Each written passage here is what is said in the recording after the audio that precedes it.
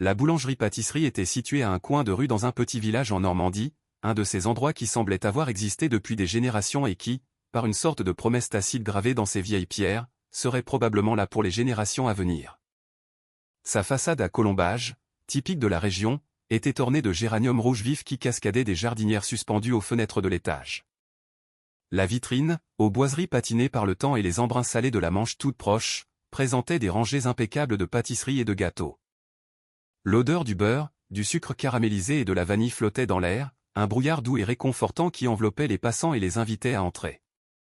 La lumière de l'après-midi, douce et dorée, filtrait à travers les grandes fenêtres, baignant l'intérieur d'une lueur chaleureuse qui faisait scintiller les glaçages et donnait au bois des présentoirs une profondeur ambrée. Derrière le comptoir, Madame Dubois, une femme dont le visage était une carte de sourire et de bienveillance, essuyait méticuleusement une vitrine en verre lorsque la petite fille entra. Le carillon au-dessus de la porte tinta joyeusement, un son cristallin qui annonçait chaque arrivée. L'enfant ne devait pas avoir plus de 6 ans. Ses cheveux blonds étaient noués en 2 couettes qui partaient dans des directions opposées, avec une charmante imperfection suggérant qu'elle les avait faites elle-même ce matin-là, avec une concentration d'enfant. Elle portait une robe rose à petites fleurs, manifestement un peu trop grande pour elle, les manches roulées avec soin. Contre sa poitrine, elle serrait un petit sac en toile de toutes ses forces, comme s'il contenait le plus précieux des trésors. Ses yeux, d'un bleu intense, s'écarquillèrent en découvrant l'armée de gâteaux alignés dans les vitrines. Elle se déplaçait avec une lenteur et une prudence extrêmes, posant chaque pied délicatement sur le carrelage ancien, comme si elle craignait de briser le silence sucré du lieu par un geste trop brusque. Madame Dubois tenait cette boulangerie depuis 30 ans, et elle avait appris à lire les gens à leur simple façon de franchir sa porte.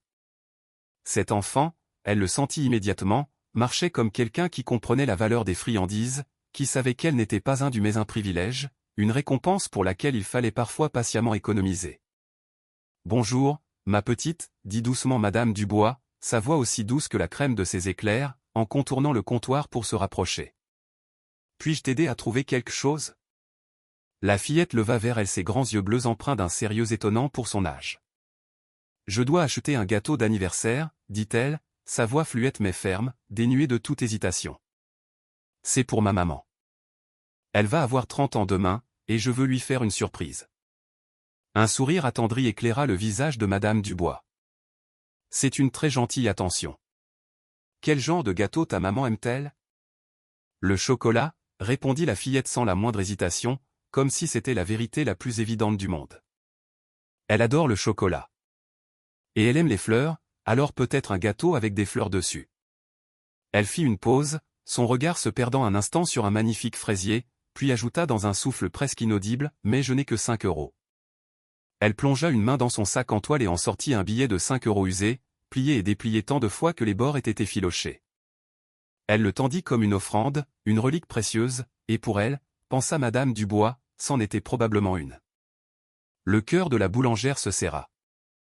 Le gâteau le moins cher de sa boutique coûtait 25 €, et c'était un simple entremets pour 2 personnes. Un véritable gâteau d'anniversaire, décoré comme il se doit, atteignait facilement les 40 €. Mais en croisant le regard plein d'espoir de cet enfant, cette lueur de détermination pure dans ses yeux, elle fut incapable de prononcer les mots qui briseraient ce rêve. « Laisse-moi voir ce que je peux faire, » dit Madame Dubois d'un ton conspirateur. « Comment t'appelles-tu, ma chérie ?»« Manon, » répondit la petite. « Et ma maman s'appelle Camille. »« Eh bien, Manon, pourquoi ne regardes-tu pas tous les gâteaux et ne me dis-tu pas lequel, selon toi, plairait le plus à ta maman ?» Le visage de Manon s'illumina. Elle colla son petit nez contre la vitre froide, ses yeux balayant chaque création avec une concentration intense, comme un expert évaluant des œuvres d'art. Son doigt finit par se poser sur un gâteau qui trônait au centre de la vitrine. C'était une pièce maîtresse, un gâteau au chocolat à plusieurs étages, couvert d'une onctueuse crème au beurre et orné d'une cascade de fleurs en sucre délicate qui semblait dévaler l'un de ses flancs. « Celui-là, » souffla-t-elle, son souffle embuant la vitre. « Il est parfait. » Madame Dubois regarda le gâteau que Manon avait choisi. C'était une commande spéciale, un gâteau à 75 € qu'un client devait venir chercher dans 2 heures. Elle cherchait désespérément un moyen de rediriger gentiment l'attention de Manon vers quelque chose de plus réaliste, lorsque le carillon de la porte retentit de nouveau, annonçant l'arrivée d'un autre client. L'homme qui entra approchait de la quarantaine, avec des cheveux sombres et un visage qui aurait pu être qualifié de beau s'il n'avait pas été marqué par une profonde lassitude. Il portait un long manteau noir sur une chemise foncée, et toute sa posture, de ses épaules légèrement voûtées à son regard perdu dans le vague, criait une fatigue qui dépassait le simple épuisement physique. Il se plaça poliment derrière Manon, attendant son tour sans un mot, et Madame Dubois nota ses bonnes manières, malgré le fait qu'il semblait complètement absorbé par ses propres pensées. « Excuse-moi une petite minute, ma chérie, » dit Madame Dubois à Manon. « Laisse-moi servir ce monsieur, et ensuite, nous trouverons une solution pour ton gâteau, d'accord ?» Mais Manon se retournait déjà. Et ce faisant, elle leva ses yeux sérieux vers l'homme et posa une question qui suspendit le temps dans la boulangerie. « Excusez-moi, monsieur, » dit Manon de sa petite voix claire. « Vous êtes triste ?» L'homme cligna des yeux, visiblement surpris, sorti de sa torpeur. « Pardon ? Vous avez l'air triste, » répéta Manon, avec le naturel désarmement de l'enfance. « Ma maman a cet air-là parfois. Quand elle s'inquiète pour l'argent ou quand papa lui manque. »« Il y a quelqu'un qui vous manque ?» Madame Dubois s'apprêtait à intervenir, à s'excuser pour l'indiscrétion de l'enfant. « Je suis vraiment désolé, monsieur. Les enfants, parfois. » Mais l'homme leva une main pour l'interrompre. Son expression s'était adoucie d'une manière qui le rajeunissait instantanément, effaçant quelques-unes des lignes de soucis sur son front. Il s'accroupit pour se mettre au niveau de Manon, ses genoux craquant légèrement. « Tu sais quoi ? » dit-il doucement. « Oui, je suis un peu triste. Et oui, il y a quelqu'un qui me manque. »« Comment as-tu deviné ? » ?»« Vos yeux, » répondit simplement Manon. « Ils ont l'air seuls. » L'homme laissa échapper un souffle qui était à mi-chemin entre un rire et un soupir.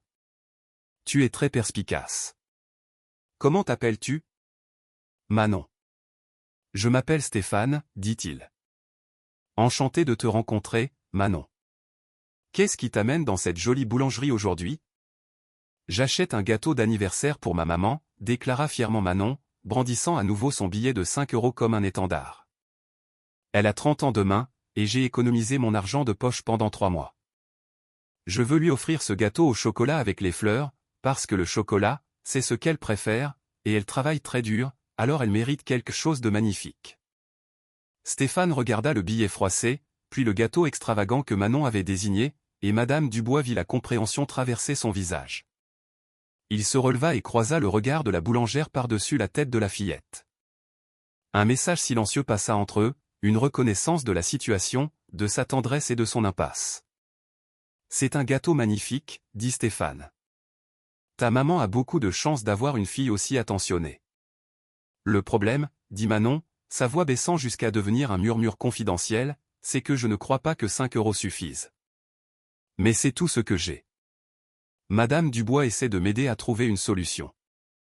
Stéphane resta silencieux un instant, son regard allant de la petite fille à la boulangère. Puis, il plongea la main dans la poche de son manteau et en sortit un portefeuille en cuir. « Tu sais quoi, Manon ? Il se trouve qu'aujourd'hui, c'est aussi mon anniversaire. » Les yeux de Manon s'écarquillèrent de surprise. « Vraiment ? » ?»« Vraiment, » affirma Stéphane. « J'ai 39 ans aujourd'hui. Et en venant ici, je me disais justement que je n'avais personne avec qui le fêter, que j'allais probablement rentrer seul dans mon appartement vide pour une soirée tranquille. Mais tu viens de me donner une idée. Et si on partageait ce gâteau ? Tu le prends pour l'anniversaire de ta maman demain, et je le considérerai comme mon gâteau d'anniversaire à moi aussi. On pourrait être des partenaires de gâteau d'anniversaire. » Manon fronça les sourcils, réfléchissant profondément à la proposition. « Mais c'est votre gâteau d'anniversaire. C'est vous qui devriez l'avoir. »« Je crois, » dit Stéphane avec une infinie douceur, « que le fait de savoir que ta maman aura un magnifique gâteau d'anniversaire grâce à moi me rendrait très heureux. Cela rendrait mon anniversaire spécial de savoir que j'ai contribué à rendre l'anniversaire de quelqu'un d'autre spécial. Est-ce que ça te conviendrait ? » Manon semblait encore incertaine. « Mais je devrais payer. J'ai 5 €. »« Je te propose un marché, » dit Stéphane. « Tu me donnes tes 5 €, et j'ajouterai le reste. Ce sera un travail d'équipe. » Marché conclu ? Il tendit la main. Après un instant d'hésitation, Manon la serra solennellement. Elle lui confia son précieux billet de 5 €. Stéphane le tendit à Madame Dubois avec sa carte de crédit. « Je voudrais acheter ce gâteau au chocolat avec les fleurs, s'il vous plaît, dit-il. Et ajoutez-y ce que 5 € peuvent acheter. Peut-être quelques cupcakes ou des biscuits. » Madame Dubois, qui avait observé la scène les larmes aux yeux, hocha la tête, la gorge nouée. « Je vais vous emballer quelques-uns de nos cookies aux pépites de chocolat tout frais. Ce sera la contribution de Manon à la commande. » Pendant que Madame Dubois emballait le gâteau et les biscuits avec un soin infini, Stéphane s'assit à l'une des petites tables rondes, et Manon grimpa sur la chaise en face de lui, ses pieds se balançant bien au-dessus du sol. « Pourquoi êtes-vous seul le jour de votre anniversaire ?» demanda Manon avec cette franchise que seuls les enfants possèdent. Stéphane eut un sourire triste. « Eh bien, je travaille énormément. Je dirige une entreprise, ce qui signifie que je suis toujours très occupé. Et quelque part en chemin, j'ai oublié de prendre du temps pour mes amis et ma famille. Mes parents sont décédés il y a quelques années, et je n'ai ni frère ni sœur. J'avais des amis, bien sûr, mais j'étais tellement concentré sur mon travail que j'ai arrêté de les appeler, de faire des projets. Et maintenant, quand je regarde autour de moi, je réalise que je suis tout seul. Ça m'est tombé dessus sans que je m'en rende compte. C'est triste, dit Manon. Tout le monde devrait avoir quelqu'un pour son anniversaire. Tu as raison, acquiesça Stéphane. Et toi? Où est ton papa? Est-ce qu'il aide à préparer la surprise pour ta maman? Le visage de Manon s'assombrit. Mon papa est mort quand j'avais 3 ans. Je ne me souviens pas beaucoup de lui, juste un petit peu. Juste la façon dont il me chantait des chansons avant de dormir. Maman dit qu'il nous aimait très fort, mais il est tombé malade et il n'a pas pu guérir.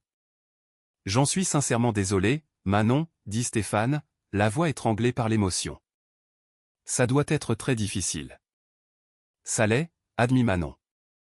Maman a 2 travails maintenant, pour qu'on puisse avoir notre appartement, à manger et tout ça. Elle travaille dans un restaurant la journée et nettoie des bureaux le soir. Elle est tout le temps fatiguée, mais elle me lit quand même une histoire avant de dormir et elle m'aide pour mes devoirs. C'est pour ça que je voulais lui offrir un gâteau vraiment spécial. Elle mérite quelque chose qui la fasse sourire. Stéphane dut détourner le regard un instant, submergé par une vague d'émotion.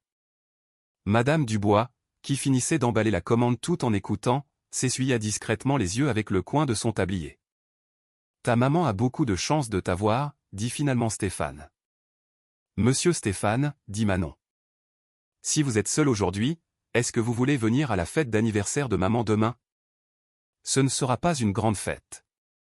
On va juste manger du gâteau et de la glace dans notre appartement. Mais vous ne devriez pas être seul pour votre anniversaire, même si c'était hier. » Stéphane regarda cet enfant qui le connaissait depuis à peine 10 minutes et qui l'invitait dans sa maison, dans sa célébration familiale, simplement parce qu'elle pensait que personne ne devrait être seul. Il sentit quelque chose se fissurer dans sa poitrine, un mur qu'il avait bâti autour de lui pour se protéger de cette solitude qu'il prétendait ne pas ressentir. « Tu es sûr que ça ne dérangerait pas ta maman? » demanda-t-il, la voix rauque. Maman dit toujours qu'il faut être gentil avec les gens, surtout avec ceux qui sont seuls ou tristes. Et je crois que vous êtes les deux, alors oui, ça ne la dérangera pas. Madame Dubois apporta les boîtes, le magnifique gâteau dans une grande boîte blanche et un sachet de cookies. Stéphane sortit une carte de visite de son portefeuille et la tendit à Manon. « Il y a mon numéro de téléphone dessus, dit-il. Demande à ta maman de m'appeler si elle est vraiment d'accord pour que je vienne à la fête. Si je n'ai pas de nouvelles, je comprendrai. Mais, Manon, merci. Tu as rendu mon anniversaire bien meilleur que ce à quoi je m'attendais. » Manon rangea précieusement la carte dans son sac en toile. « Merci de m'avoir aidé à avoir le gâteau de maman. Vous êtes un bon partenaire de gâteau d'anniversaire. » Stéphane aida Manon à porter les boîtes jusqu'à l'adresse qu'elle lui indiqua, qui se révéla être un modeste immeuble d'appartement à 4 rues de là. Il insista pour s'assurer qu'elle rentre en toute sécurité. Quand une femme approchant la trentaine ouvrit la porte, visiblement surprise de voir sa fille avec un inconnu et des boîtes de pâtisserie de luxe, Stéphane expliqua rapidement la situation. Camille, la mère de Manon, avait les mêmes yeux bleus que sa fille et le visage fatigué mais doux de quelqu'un qui travaillait trop et s'inquiétait beaucoup. Elle tenta de refuser le gâteau, disant que c'était beaucoup trop, mais Manon insista, expliquant qu'il était déjà payé avec ses 5 € et l'aide de son partenaire de gâteau d'anniversaire. Je vous promets que je n'ai pas abordé votre fille, dit rapidement Stéphane, sentant la méfiance compréhensible de Camille. Nous nous sommes rencontrés à la boulangerie, et elle a remarqué que j'étais seul pour mon anniversaire.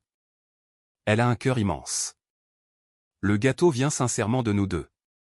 Camille regarda le gâteau hors de prix, puis le visage fier de sa fille, et enfin Stéphane. Je ne sais pas quoi dire. C'est incroyablement généreux. Manon m'a invité à votre fête d'anniversaire demain, dit Stéphane. Je sais que c'est présomptueux, et je comprendrai parfaitement si vous préférez que je ne vienne pas, mais je voulais vous donner ma carte et vous dire que votre fille est remarquable. Elle a vu que j'étais seul et a décidé de faire quelque chose. C'est un don que vous lui avez transmis, cette compassion. Camille prit la carte, lut le nom de la société, et ses yeux s'écarquillèrent. Vous êtes le PDG des entreprises Moreau ? Stéphane hocha la tête. Oui, mais aujourd'hui, je ne suis que Stéphane, quelqu'un qui a rencontré votre fille dans une boulangerie et qui s'est souvenu de ce que c'est que de croire que les gens peuvent être bons les uns envers les autres sans autre raison que parce que c'est la chose à faire. Ce soir-là, Camille appela Stéphane. Elle lui raconta que Manon n'avait pas arrêté de parler de son partenaire de gâteau d'anniversaire, lui expliqua à quel point sa fille avait travaillé dur pour économiser ses 5 €, et à quel point ce geste les touchait toutes les deux. Elle s'excusa pour sa méfiance initiale, expliquant qu'en tant que mère célibataire, elle devait être prudente, mais elle ajouta que s'il souhaitait vraiment venir à la fête, elle serait honorée de l'accueillir. Le lendemain soir, Stéphane se présenta à leur appartement avec un bouquet de fleurs pour Camille, un cadeau emballé pour Manon qu'il avait passé des heures à choisir, et de la glace pour accompagner le gâteau. La fête était modeste, juste 3 dans un petit appartement propre mais sobre, décoré de guirlandes d'anniversaire que Manon avait fabriquées avec des crayons et du papier de couleur. Ils mangèrent de la pizza que Camille avait commandée avec l'argent qu'elle avait mis de côté. Ils chantèrent « Joyeux anniversaire » et coupèrent le magnifique gâteau au chocolat avec ses fleurs en crème au beurre. Et Stéphane ne pouvait se souvenir d'aucun anniversaire, d'aucune soirée, qui lui ait autant donné l'impression d'être à la maison. Au cours des mois suivants, Stéphane devint un habitué de la vie de Manon et Camille. Il venait dîner une fois par semaine, aidait Manon avec ses projets scolaires et s'assura que la vieille Citroën 2CV de Camille soit réparée lorsqu'elle tomba en panne. Il créa une fondation au nom de ses parents et s'arrangea pour que Camille en soit la première bénéficiaire, lui permettant ainsi de ne garder qu'un seul emploi et de terminer les études d'infirmière qu'elle avait abandonnées à la mort de son mari. Il commença également à changer sa propre vie. Il reprit contact avec de vieux amis, se mit à quitter le travail à des heures raisonnables et découvrit que l'entreprise ne s'effondrait pas s'il n'était pas là à chaque minute. Il commença à construire une vie qui semblait pleine plutôt que vide, connectée plutôt qu'isolée. Un an après leur rencontre à la boulangerie, Stéphane invita Camille à dîner, juste tous les deux, dans un bon restaurant. Il avait été prudent avec ses sentiments grandissants pour elle, conscient de la dynamique de pouvoir et voulant s'assurer que tout ce qui naîtrait entre eux soit authentique et non basé sur la gratitude ou l'obligation. Mais ses sentiments n'avaient fait que s'approfondir. Et après des mois d'amitié, de dîner en famille et de construction lente de quelque chose de réel, il lui avoua finalement qu'il était tombé amoureux d'elle. Camille, qui avait résisté à ses propres sentiments pour les mêmes raisons, admit enfin qu'elle l'aimait aussi. Ils se marièrent au printemps suivant, lors d'une petite cérémonie où Manon fut la demoiselle d'honneur et où Madame Dubois prépara le gâteau de mariage. Stéphane adopta officiellement Manon, et elle commença à l'appeler « Papa » environ 6 mois plus tard, timidement au début, puis avec l'aisance confortable d'une enfant qui se sentait en sécurité. Pour leur premier anniversaire de mariage, alors qu'ils célébraient avec un gâteau au chocolat de la boulangerie de Madame Dubois, Stéphane dit à Manon qu'elle lui avait sauvé la vie ce jour-là, en entrant dans la boulangerie avec ses 5 €. Je pensais que j'avais réussi, dit-il. J'avais de l'argent, une entreprise, et toutes les choses que les gens pensent être des signes de réussite. Mais j'étais complètement seul, et je n'avais même pas réalisé à quel point j'étais vide jusqu'à ce qu'une petite fille de 6 ans me regarde et me dise que j'avais l'air triste. Tu m'as vu, Manon. Tu as vu que j'étais seul. Et au lieu de t'éloigner, tu m'as inclus. Tu m'as invité à faire partie de ta famille alors que je n'en avais pas. C'est le plus grand cadeau que l'on m'ait jamais fait. Manon, qui avait maintenant 8 ans et était plus assurée mais possédait toujours le même cœur bienveillant, le serra fort dans ses bras. Vous étiez mon partenaire de gâteau d'anniversaire, dit-elle. Les partenaires ne se laissent pas seuls. Des années plus tard, quand Manon obtint son diplôme universitaire, elle prononça un discours lors de la cérémonie sur les personnes qui avaient façonné sa vie. Elle parla de sa mère, qui avait cumulé 2 emplois tout en trouvant le temps de lui lire des histoires. Elle parla de son père biologique, mort avant qu'elle ne puisse vraiment le connaître, mais dont elle sentait toujours l'amour.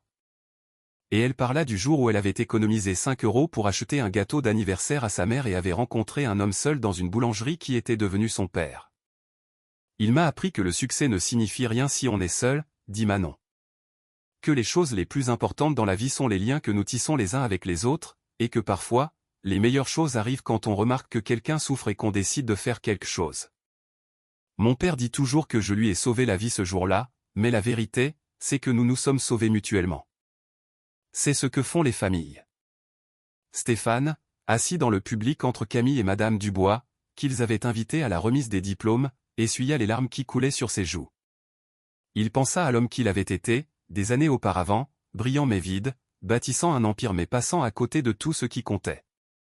Et il pensa à la petite fille aux couettes, qu'il avait regardée avec des yeux sérieux et lui avait demandé s'il était triste, qu'il avait invité dans sa vie sans rien attendre en retour. Elle avait 5 € et un cœur rempli d'amour. Et d'une manière ou d'une autre, cela avait suffi à tout changer. À construire une famille. À lui apprendre que les choses les plus précieuses dans la vie ne peuvent être achetées, seulement choisies. Que la solitude n'est pas un état permanent, mais plutôt un problème qui peut être résolu par la connexion, la compassion et le courage de laisser quelqu'un entrer. La boulangerie où tout a commencé se dresse toujours à ce coin de rue du petit village normand.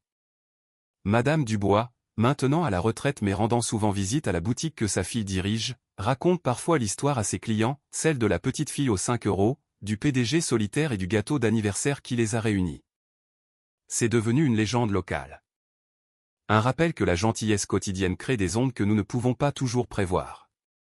Que la compassion d'un enfant peut guérir le cœur brisé d'un adulte. Que la famille ne se construit pas seulement par le sang, mais en se choisissant les uns les autres, encore et encore, à travers tous les moments ordinaires et extraordinaires de la vie. Et que parfois, tout ce qu'il faut pour changer la vie de quelqu'un, c'est de voir sa souffrance et de l'inviter à partager une part de gâteau. Parce qu'un gâteau a meilleur goût quand il est partagé. Tout comme la joie, tout comme l'amour, tout comme la vie elle-même. C'est ce que Manon a appris à Stéphane dans une boulangerie, un après-midi où elle avait 5 € et où il avait tout, sauf l'essentiel. Elle lui a appris que la vie la plus riche est celle qui est remplie de gens avec qui célébrer, que le succès ne signifie rien si l'on est seul, et que le plus grand cadeau que nous puissions nous faire est simplement de voir la douleur de l'autre et d'offrir une connexion. Ils étaient partenaires de gâteau d'anniversaire ce jour-là, mais ils sont devenus quelque chose de bien mieux. Ils sont devenus une famille. Et cela a fait toute la différence.